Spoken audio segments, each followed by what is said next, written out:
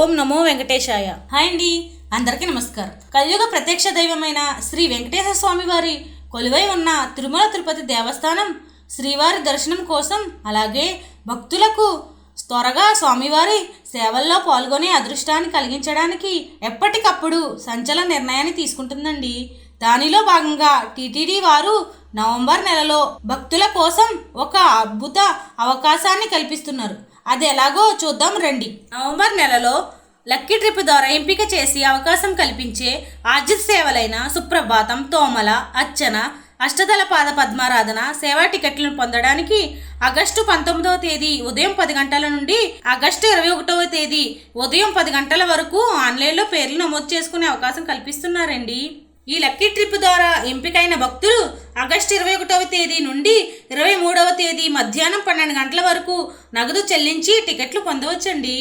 November నెలలో కళ్యాణోత్సవం, ఆర్జిత బ్రహ్మోత్సవం, ఉజ్వల్ సేవ, సహస్ర దీపాలంకరణ సేవా టికెట్లను ఆగస్టు 22వ తేదీ ఉదయం 10 గంటలకు ఆన్లైన్లో విడుదల చేస్తున్నారండి. నవంబర్ నెలలో వర్చువల్ సేవలైన కళ్యాణోత్సవం, ఆర్జిత బ్రహ్మోత్సవం, ఉజ్వల్ సేవ, సహస్ర దీపాలంకరణ సేవా టికెట్లను ఆగస్టు 22వ తేదీ మధ్యాహ్నం 3 గంటలకు ఆన్లైన్లో విడుదల చేస్తున్నారండి. అంతేకాదండి, నవంబర్ నెలలో అంగప్రదక్షిణ టికెట్లను ఆగస్టు 23వ తేదీ ఉదయం 10 గంటలకు ఆన్లైన్లో విడుదల చేస్తున్నారండి. అలాగే నవంబర్ నెలకు సంబంధించి శ్రీవాణి ట్రస్ట్ డోనర్స్ టికెట్లను ఆగస్టు 23వ తేదీ ఉదయం 11 గంటలకు ఆన్లైన్లో విడుదల చేస్తున్నారండి.